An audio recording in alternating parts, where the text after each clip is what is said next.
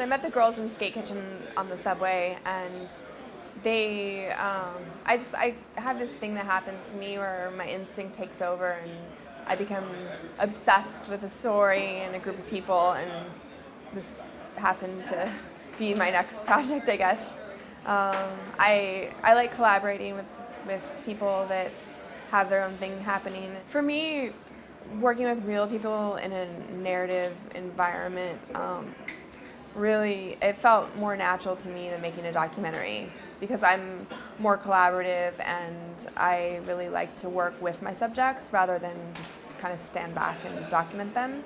So it felt very natural and perfect for my creative process. I mean, I think the challenges are they don't have the experience of a professional actor, so it's really just about understanding protocol and. But as far as like ability, they're all very talented, so that was never a problem. I think the biggest message in this film is that, you know, you can do things that normally you think you can't do.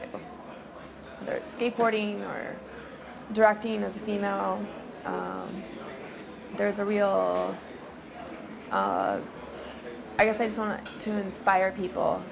I think that, you know, the first conversation I had with these girls was, you know, what is it like to be a skateboarder? And they said, you know, it's intimidating.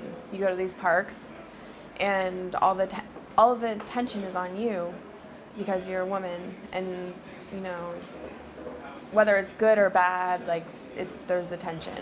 And so it's intimidating, and it's hard for them to, you know, to grow in that space. I think that I just focus on creating and making things and kind of moving ahead.